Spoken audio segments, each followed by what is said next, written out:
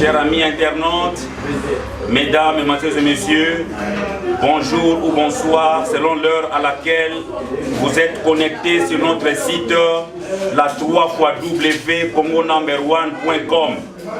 Nous sommes ici à Rotterdam où vous suivez l'émission Éclairage présentée par le journaliste Nzuzimbaki Mwanamputu, le cerveau de Rotterdam.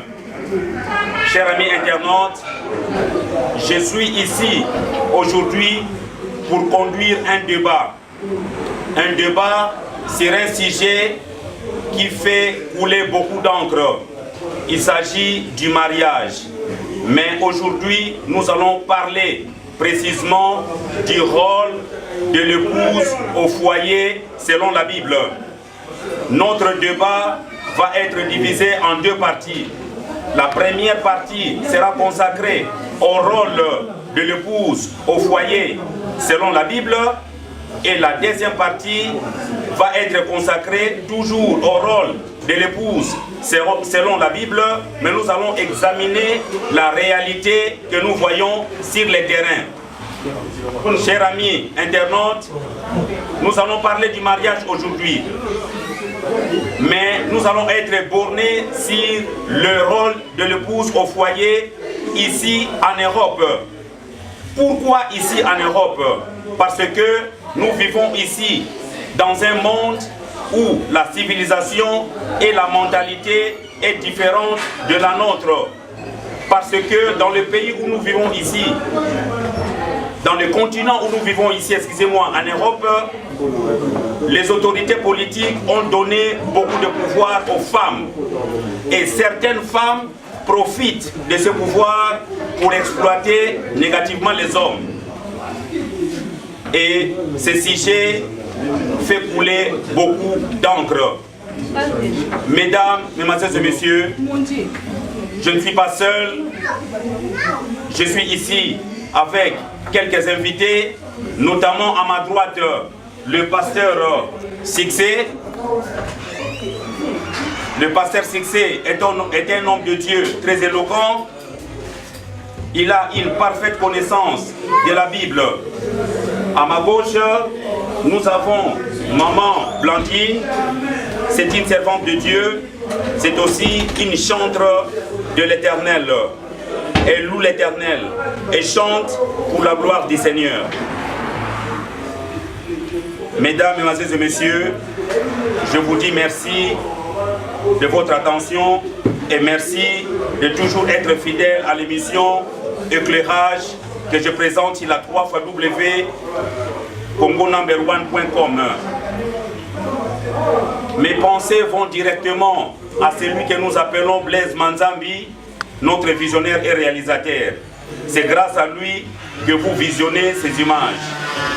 Je n'oublie pas non plus son épouse Lise Manzambi, qui trouve ici l'expression de ma profonde gratitude. Je remercie également et je salue M. Abbé Balipordo, qui vient de fêter ses 50 ans d'âge il n'y a pas longtemps. Je lui souhaite une longue vie. Mesdames, mesdemoiselles et messieurs, nous allons commencer notre débat.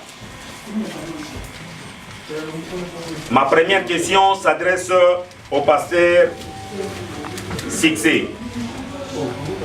Ma première question est celle de savoir si un mariage non fondé sur le Christ peut tenir le bout du chemin. Papa Sixé, soki na libala Yesu ezana katite. Est-ce que libala wana ekoki vraiment au marché kitoko? Merci de la question. En tout cas, ce qui est sur Azana libala ke libala wana ekoki ko marché parce que yende azali fondation. Et ndako tango ezangi fondation même soki ndeke kaka leki mo muteba leka litsala ekoisa. Donc na kokolo ba sans Yesu foyer ko côté la. Ok.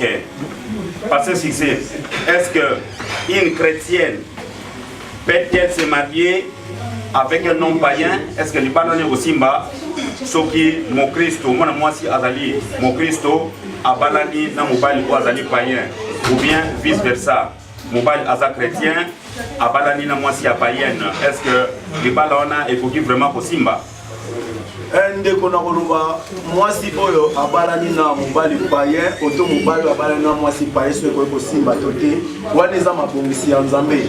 Mais mpo na ngai eloko ya liboso na koencourage bandeko fo babala kobala libala eza eloko moko malamu ke kovanda na bafornication kobala eza bien.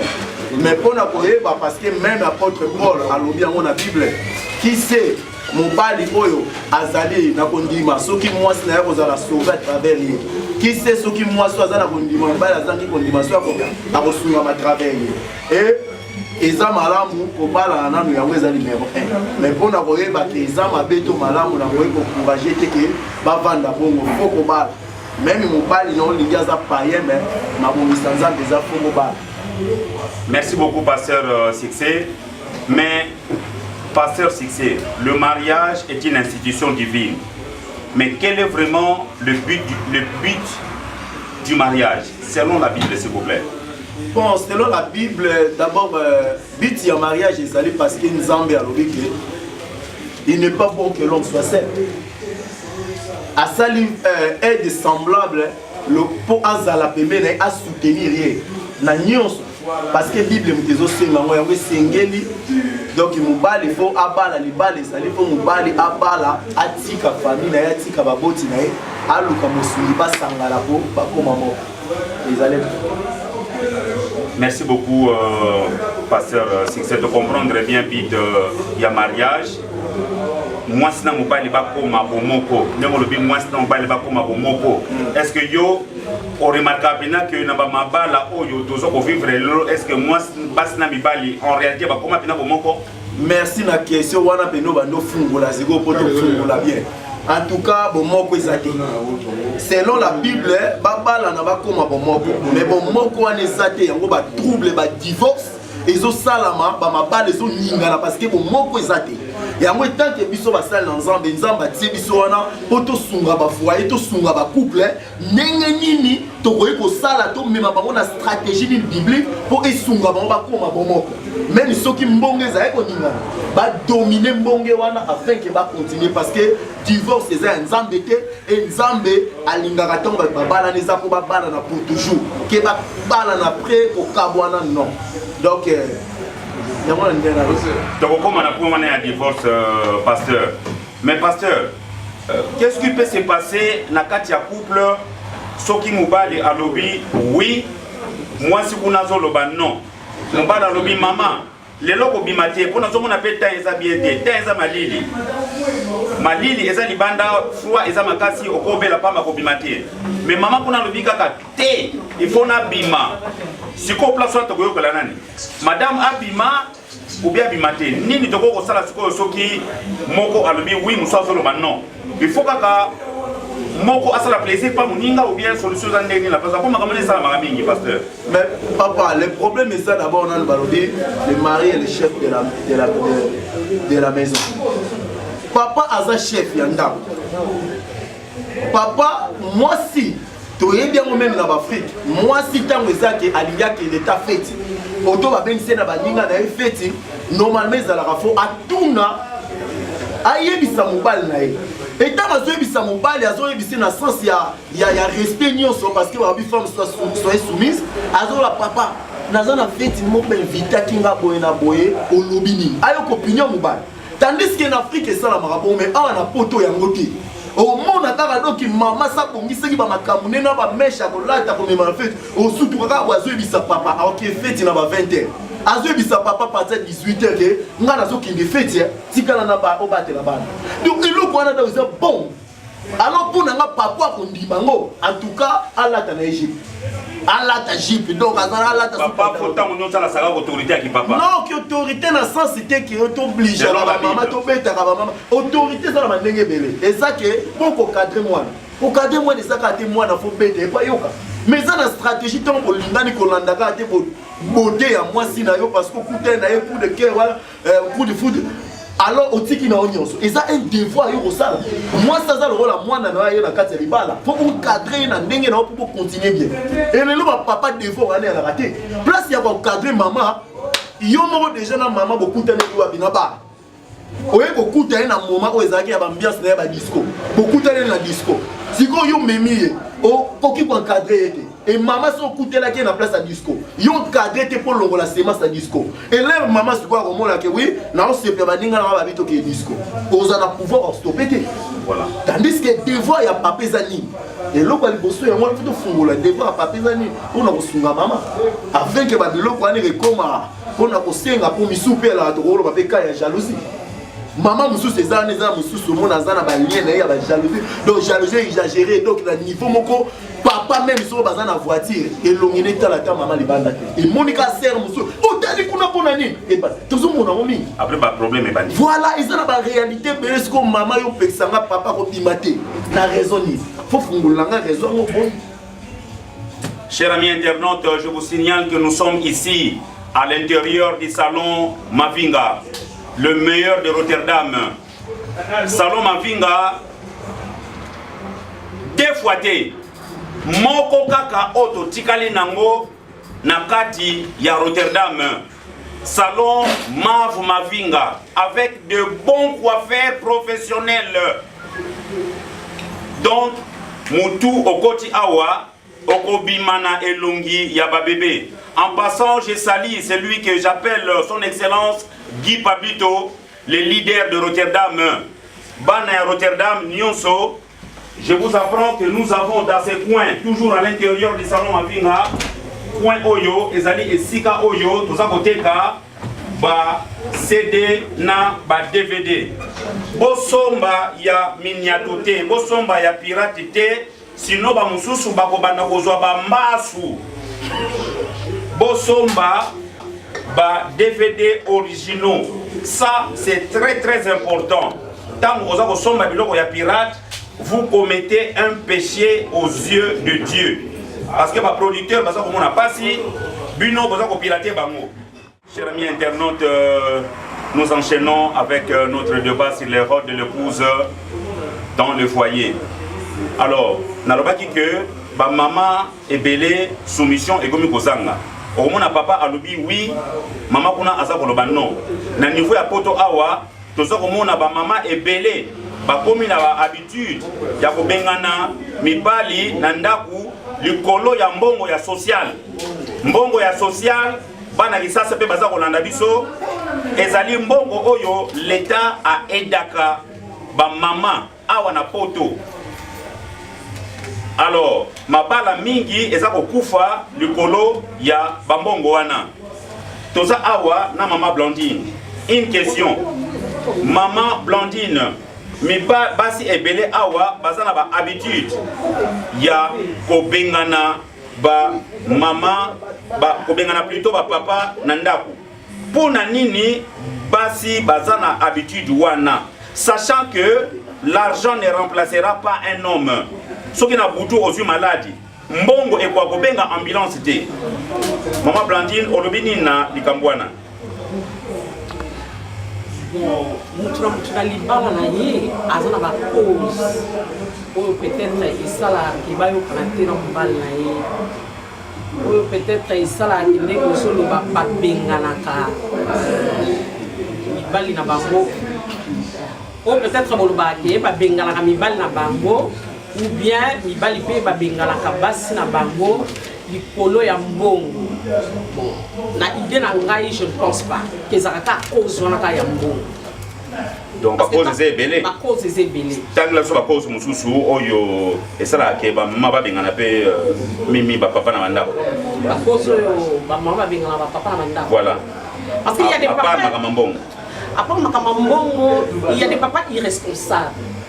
Asa même pas responsable na katianda.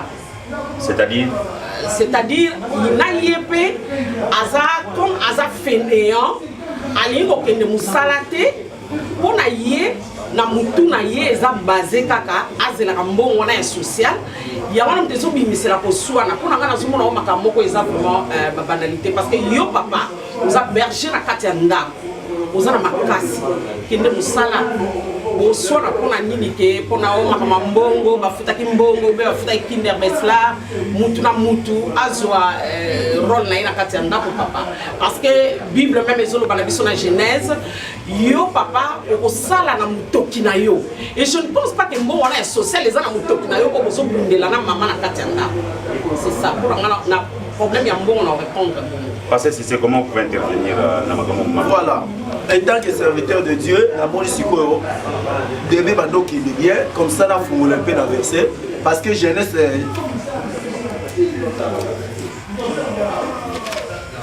pasteur succès à fond les Bible na moni makambo ezo ko mamine ne sikoyo Bible lobi na Genèse chapitre 24 verset 67.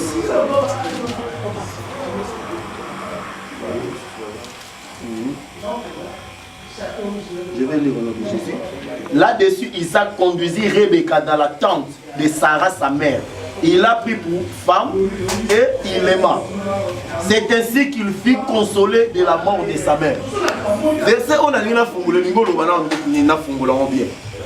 Bible zolo bien que Isaac azwa ki mwasi na ye amemi na tombe ya maman na ye. Parce que maman na ye akufaki. Ça montre que Allah y a un souci il y a affection entre moi et maman. Et l'air maman a coupé. Quand moi je écoute na moi si nae, Bible zolobake azala qui consolé. Même il a coupé maman à travers moi soit écoute na nae. Donc ça montre les kolobake basi na biso to bala ba faut enseigner ba. Faut tinanga na repesa na biso ba pasteur. Soki ba mabale zo sympathiser biso. Tozo enseigner ba na te. Tozo lira ba mbongo na bango. Mais tozo enseigner bango te. Parce que tango nani akufi, tango maman na kufi, affection wana mutaya ko remplacer ngeza mwasi. Bible loba ala ki consoler. Na mort ya maman donc ngandenge na zabo. Nazala ki mwana ya maman nanga, affection na maman. Mais l'air n'a pas coûté à moi si ezani. Nengi Bible lobi, l'homme quittera, il s'attachera. Affection wana on a longwe na maman de na longwe na ndako wana de Bible lobi quitter. Affection na maman moi si na eko zo mta ko maman na ndako. Yimta ko remplacer affection. Si ko loko wana faut tout tali sa ba sœur na biso ke baeba ke tango za maman na ndako. Ozaka ka moi si te me mobali noza mwana liboso. Donc on remplace affection à maman de malikos d'épouse na. Et loko wana soki moi sa tsango na mutu. Agoyeba ki mwana nanga na berer na ye na ba mabe ya mobali nanga moyena bwaka ye biloko libande zate na ba benyoso na koluka ndenge ni na ko sala stratégie pour tout ça la dialogue ezala afin que kimie kodi amen pour nanga na bandi na nuwana na fungoli boye donc moi si fa na do comprendre que mobali nanga azala kola mwana nanga ya liboso. Donc à même temps ça mobile, à même temps moi dans la liboso, o affection maman na eba kabona ki ngana ya kopesa ngo. À partir wana ce qui base wana fondation, biso ba serviteur de Dieu to pesa ngo ba maman. Au monde ke et que pesa résultat. Parce que faut trouver loko moko ndenge to saboye, to bala na raté, on se marie pas pour être heureux, mais on se marie pour rendre heureuse. On se marie pour rendre heureuse. Ce qui nga na yebike to bala ni na yo, ezaka ka te poyo au pesanga bolingo, au pesanga affection, nazwa kimia mais ngape nazala devoir ngape na pesa. C'est réciproque. C'est réciproque. Si quoi loko ba maman ba eba ngote. O kaka salela ngani. Yazo kazaka kaka papa mutufa asomela rayo. Mais biso ba papa to sa faible na biloko mususu. Ba biloko lokola ba veste boye ba chaussure na resomba. Mais biloko lokola ba sous-vêtements, ba chaussettes ça biloko ba maman mutu ba la rend facile. Et maman peut t'en jouer na biloko amike malgré la sombeli yo roba yoji. Mais yo yani nga moi ba chaussette. Et ça fait bien. Mais maman si nous sommes yo so pombo to tim dans la famille là. Si quoi le pasteur malgré même que pasteur. To teno le pasteur à part hein qui mobali. Attaché c'était quand on a bien la bien. C'est aux chinanga. Et puis Nathan wana loba ki amour pesa na moté. Exactement papa. Puis moi si na romo na za le costume bon. On peut le chinanga.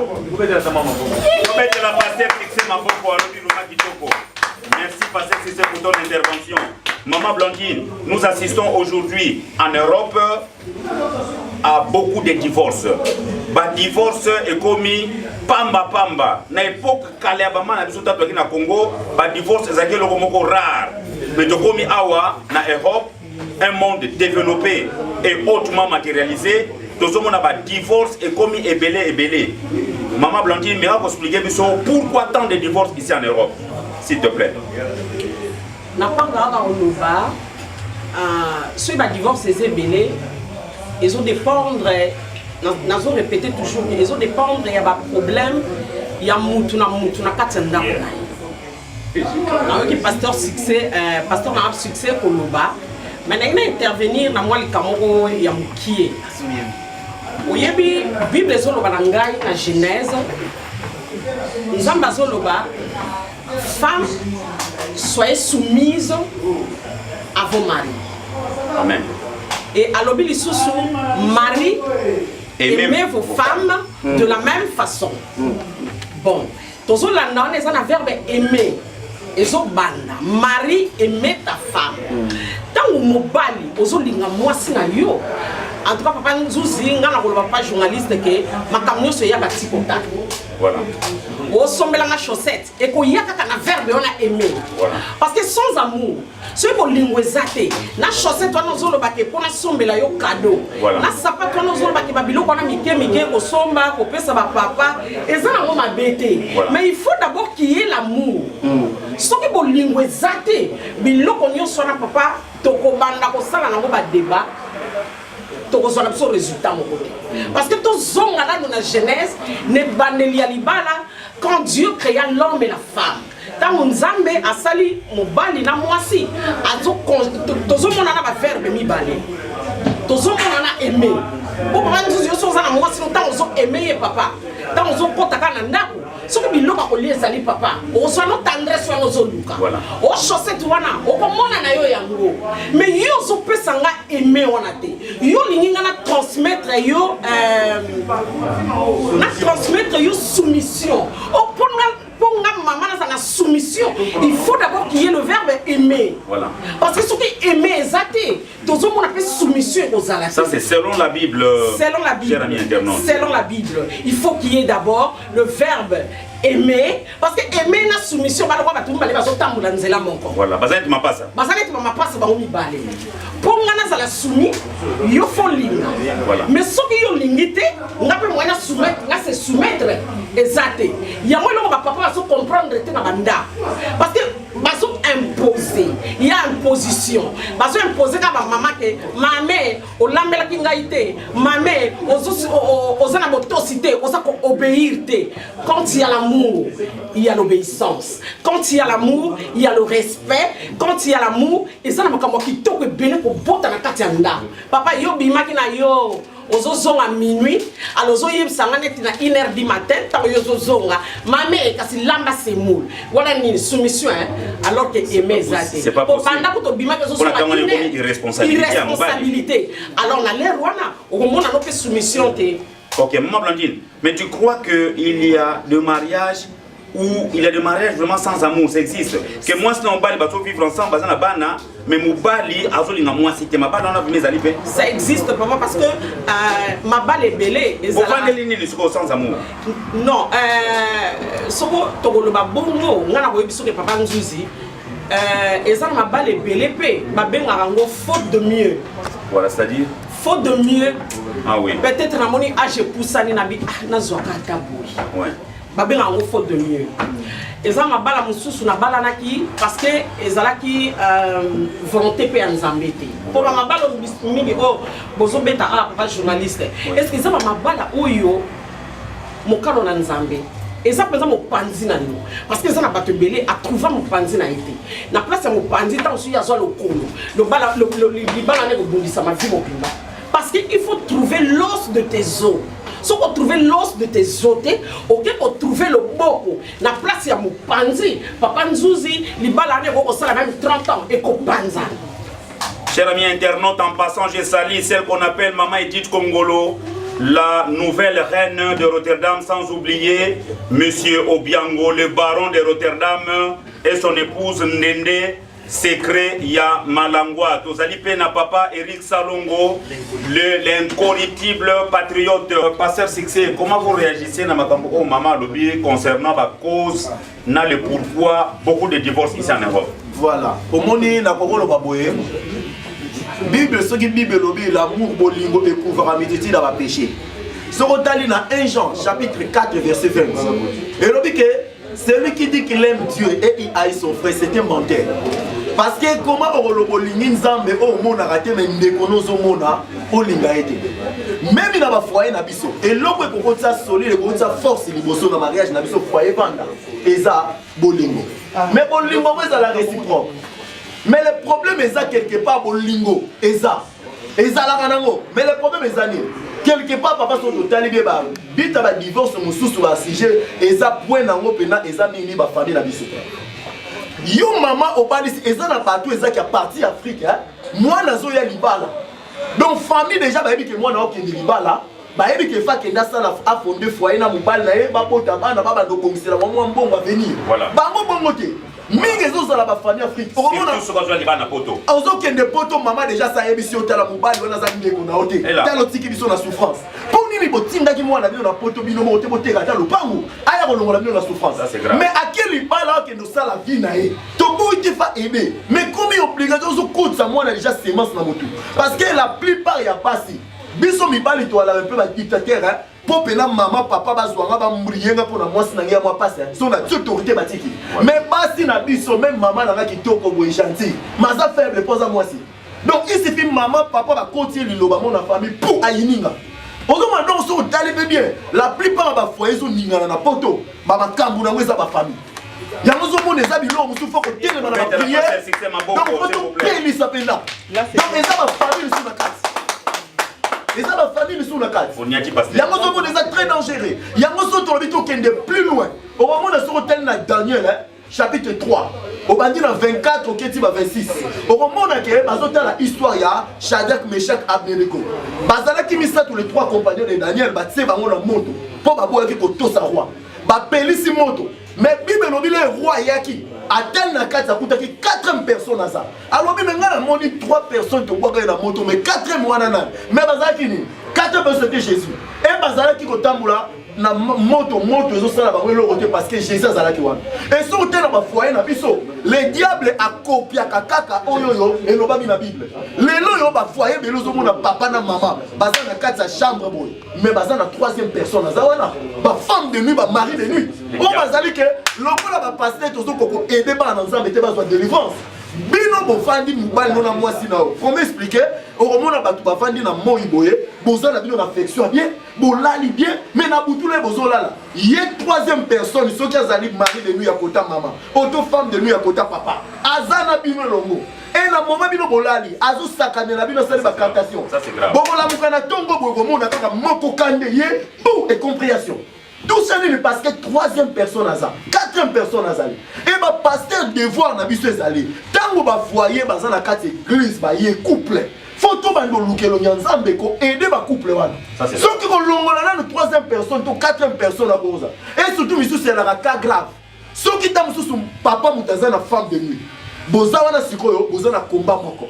Mais ceux qui sikoyo papa azana femme de nuit pour outi na famille na bango, azana na nzoto, maman pas na mari de nuit. Si vous voyez comme 4 personnes, babé na un cas grave.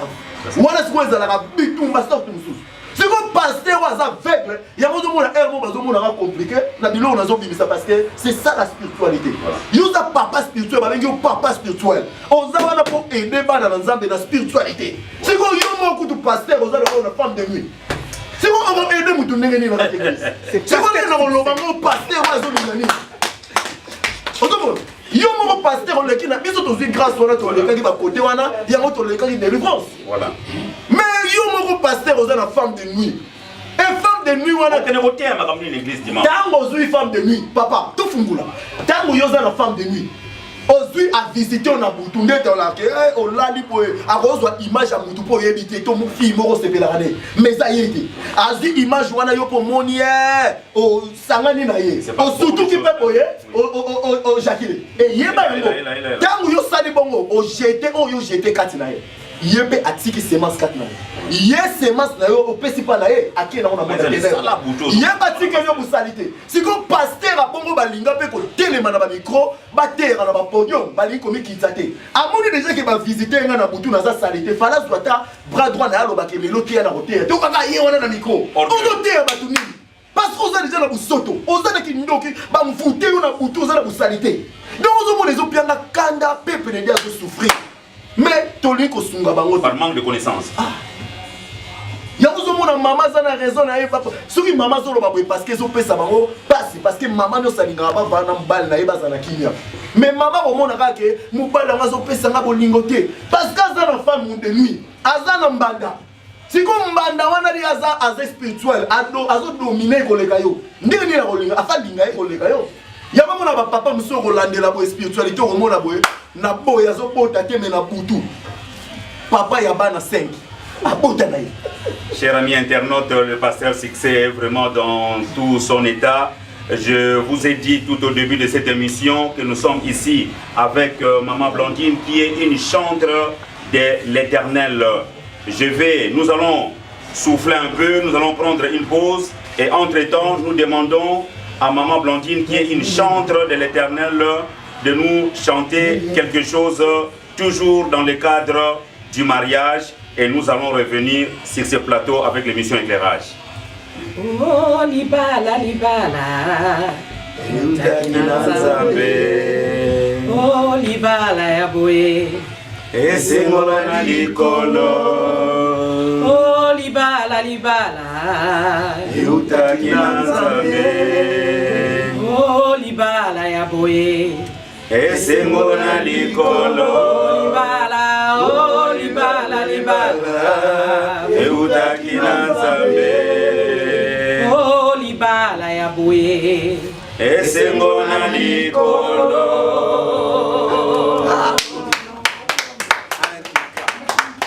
Maman Blandine, la Bible déclare que la femme est sous la responsabilité de son mari. Mais pourquoi aujourd'hui cette situation est-elle renversée? Si c'est comme une neuf, basi mususu bazokoma mi continent ndako. Pona ni to vivre mama ni mona lelo. Papa, ngala part na ngala kuluba. Souvent ba makamba boy tozo vivre ngo na linga Genèse mingi nazo so kalisuka na Genèse. Oyebi lisumu tango ekoti na mokili parce que Adam en fait so kazoka na Ève.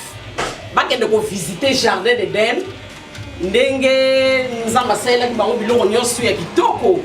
Tango musu balinga na bango ba ya kotante Ève te. Mais le voilà Adam bimaki akei Eva comment ils commencent à kotika la yemo na ndako kasi yango na pesala ke nyoka ya kokota po aya ko tenter Eve na pas na ngana koloba bongo po ezana ba papier belé avanda kananda ku te eza une de cause de divorce ndako na yemoko na koloba e koma soki ndenge ni ba cause ezebele papa pona ngana koloba ba cause ezebele mais là où il y a l'amour quand le pasteur Succès alobaki là où il y a l'amour ata soki mbonge yendenge nini bo suka kaka bo se remettre mbonge koki ko ya ndenge nini otolba ouragan et oko ya l'amour et ko sala nyonso mais amour comme ça très puissant et ça mokolomo kama kamnyo sone ko zango star. Pasteur Succès, comment vous réagissez par rapport à Maman Lobi? Oui, Maman Lobi 100% vraiment na PC raison 100% Lobi bien. Parce que yo papa tala ninge za la même babilo kwa bambongo bana les autres ça va des autres. Ba koloba ke omoni na ba foyer lelo. Maman abiso to yebi ke malgré na yepoto mwana muke mais to mona yango. Papa soka zo lamba omona ke so papa abijwa na sa bino plaisir. Arozwa zuita muso zo lamba ka mbwengi. Ba akotelo ba misunyo omona bozo mona ta mbwenga ngote misunda misu. Mais lobi nango bozangi eloko kolia mais maman soka zana mwenga za misuni yango akozwa kati ya bomindango po yebi lobi pesa mukolo donc ba foyer o ba maman ba pesa bango responsabilité ya ko diriger foyer na finance ba foyer wana ba lela raté pour biso papa to ko sarana mbongo siko yo maman yo koloba ke ngana mobali chef de famille fo ngam tuna simba na diriger ndako maman ba si confiance boloko la bible lobi yo autorité numéro 1 zombo yo zui osombika mwa bashawa no zobosa na ke pile pile ezalaka mungu ezalaka yo ngano kani mbongo okeno Belgique kuna na matonge melaka no bamasaka siko okena yo sali bambiance na weekend lero zosuma maboko pam elere ekoma siko mama linga lamba ah biloko no papa sombaki mais fo mwa mungwa mwa pile pile ezate biloko eza kute siko nyonso wana mama basiporte tika pe bankombo susi bandoza siko etanke bana na nzambe tolingi to stopper ba biloko wana mais faut to lakisaka pe ba papa ke kaka ba mama te me na côté na biso so Soko moni ba point faible na yo fomi yeba yango. Que koto pena mbongo na kokana ngate na sakanela. Tika maman responsabilité wana et que sunga bino na foyer. Pe à part makamba ba mbongo. Même maman ndenga lobi yaza mwasi ba maman baza na besoin affection. Et mon pe télévision pour la maman ngami mi ba mission mon azo ta dame sou ba série na ye. Maza na besoin pe yo papa za pembe ni bon siko. So mutu wana tina tolo na ota tina ngona. Si vous avez que ça, la mamie, c'est que maman et moi, madame, la télévision, pas la télévision. Biloko wana nyonso, biloko, faut la fungula mon église. Au moins, dans le côté spiritualité, mais côté réalité physique, il faut affection. Moi, ça, c'est une affection, tendresse. Bama basala na razo leka wana na ndako ya nafani na kama zo beta batu razo denda. Eso ça na bien. Mais ngapi ye pas na besoin payer papa et quoi. Mais biso ezati. Exactement. Tu éviter pourquoi au monde maman la biso en Afrique au monde malgré moi possibilité différente mais au monde ba affection na papa mi au monde ba mariage pe nous au monde bazo beta tolo 40 ans ya mariage na témoignage biso pour mutalo bata 30 ans ya mariage ça passe. Merci beaucoup, pasteur Succès. Il n'y a pas longtemps, j'ai suivi une prédication du pasteur Jacques qui réside en Belgique. Dans la prédication, on a pasteur Jacques Azoloba que le foyer est le lieu du test numéro 1 de la conduite d'une personne. Et que ce qui moutou a réussir dans le foyer, il est capable de réussir partout dans le monde. Maman Blanquino Lobine. Il est capable de réussir dans le foyer. Est-ce que tu es capable de réussir les bandes dans la faire, dans la belé? Oui, moi je suis d'accord que ceux qui a réussi dans le foyer, c'est fort possible à réussir dans Makambo et Zalibanda parce que les balles et Zalikambo quoi passer. Donc on a deux éducations différentes. Une éducation n'est pas la bino. Mais voilà, nous enchaînons toujours avec l'émission Éclairage. Nous allons maintenant, le caméraman vient de me faire signe que tout est sous une minute et belleté, malheureusement. Mais nous aurons toujours l'occasion de revenir prochainement avec le même sujet. Toujours n'a pas succès ce qui a disponible. Mais la ligne n'a pas un point moko très important, c'est la moi point moko tabou. Alors papa au bazar pour la nation na maman ce qui banda bana pemeni bokoki kotia bango moi mouken na pemeni parce que nous allons parler un peu de la sexualité parce que nous ne sommes pas sans savoir que la sexualité occupe aussi une place importante dans le foyer. J'ai suivi comme je l'ai dit tout à l'heure une prédication du pasteur Jacques hier à l'Obaki que beaucoup de femmes utilisent la sexualité pour contrôler le mariage. Comment on soit monnaie qui gêne à bango, na moindre faux pas, maman à lobby et pas il y a papa. Bon, donc le sali camboité, sur le sali camboité, bah, je pense que vous qui êtes devant moi, vous comprenez de quoi je voudrais parler. Mais, pasteur Succès, brièvement, que dit la Bible en matière de la sexualité? Parce que toutes ces femmes au je vous dis clairement que vos maris finiront par aller voir ailleurs. Pasteur Succès, en tout cas, pour Nawana papa, si on total bien, au moins la Bible, na proverbe et l'obéi du sommet, ce qui est allé signe moi. Na proverbe par exemple 18 verset 22. Et l'obéi celui qui trouve une femme trouve le bonheur. Et si on total bien, basou qui sarawana. Mais si on total sous le même proverbe chapitre 19 verset 14 et l'obéi, femme intelligente, c'est un don de l'Éternel. Voilà. Donc celui qui trouve une femme trouve le bonheur et à côté l'obéi, femme intelligente c'est un don de l'Éternel. Voilà. Et les loyaux, pas pasteur tous ceux qui sont là dans le bapon la biso à salle. Voilà. Tous ceux qui sont là dans ensemble que celui qui trouve une femme trouve le bonheur. Après tout va ici mais tous ceux qui que femme intelligente. Voilà. Et là on est une déco Patrice Sayemba qui est intelligent, qui est très intelligent. Qui est très intelligent, c'est celui qui faut la crainte de Dieu. Donc, ce moment à partir de moi, sinon, encadré à bang ensemble. Intelligence, c'est mon avis de Zoro. Parce que les lots sont totalement bien, ils commencent à être même mouton, à aider qui est dans la moi, mon bali, dans la balinga, à honorer dans ma famille, dans mon bar, dans ma base, et bazo sang. Pour ceux qui ont satisfait de la place, c'est que nous avons tinda qui est bandal comme sous. Et bien, aux hommes qui ont moi, sont encadrés, jamais à au commun, à ma pomme, à me tirer papa.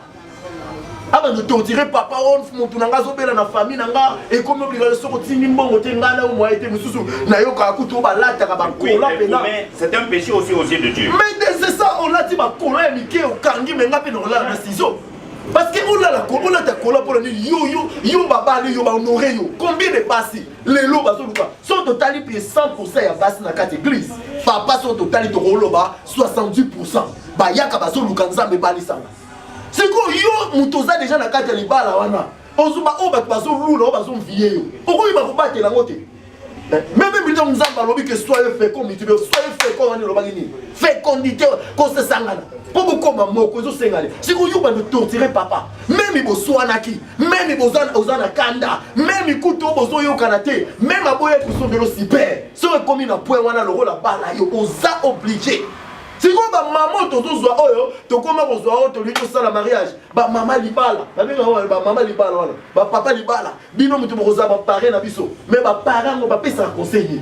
Parce que biloko yango ba paré faut bolobela ba bano bozo balisa. Et ça te kaka moi lokumu moi diamba na yo ateka ki atsembo ngwaje ale obima lokumu. Pesa conseil. OK, merci beaucoup pasteur. Minute vraiment comme il y a pour compter selon signal au bateau salanga pas ya caméraman. Je voudrais aussi, en tout cas Bolimbi Sangaï, je voudrais quand même vraiment, je peux pas terminer cette émission sans parler de Maître Kia. Maître Kia, c'est le plus grand tailleur de Rotterdam, Otozanae Awa, derrière mon dos. Na Soukakuna, Tozalina, Maître Kia. Ye Abana Moussala na ye depuis Kinshasa, le boko ya diamant. Oye na robe de soirée à Tongi. Oye na costume libaya à Tongi. Asala ka pe ba réparation. Boya bino moko kotala pe bomeka. Maître Kia awa na kati ya salon ya Rotterdam.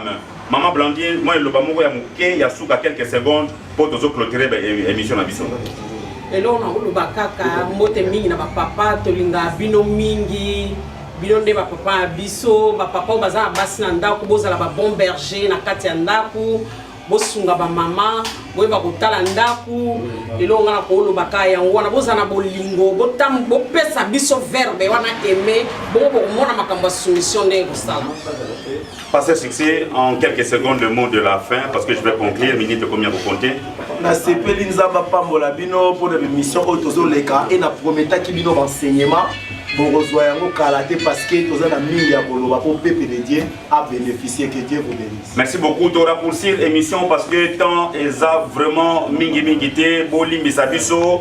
Dans ma préparation j'avais prévu beaucoup de choses mais vraiment tous ma contre-temps à niveau il y a caméraman peut-être que ils avaient déjà prévu dans le plan de Dieu. Je salue alors Patrick Chipamba, je salue Dr Samba à Strasbourg, Fistonia Tidiataba, je salue également Denis Kipoy, Motema Yatiti, Madame Timba Nevej, Motema ya Jean Vangou et Ursule Motema ya Patrick. Je n'oublie pas non plus monsieur Stani Timba, Motema ya Mama Philomène na Paris, sans oublier monsieur J.P. Ngoy et son épouse Mimi en France, c'est que Mboukou les tendanciers, Noko Philippe de Rotterdam P. na Bossani Yoté. Chers amis internautes, vous avez suivi l'émission Éclairage depuis Rotterdam. J'avais reçu pour vous le pasteur Succès et Maman Blandine. Ensemble avec eux, nous avons longuement parlé du mariage et plus précisément du rôle de la femme au foyer, surtout ici en Europe. Je vous dis merci pour votre attention et merci également d'avoir suivi l'émission Éclairage présentée par votre humble serviteur, Monsieur Nzouzimbaki Mouanampoudou, le cerveau de Rotterdam. Je vous dis merci, au revoir, à la prochaine occasion. Da.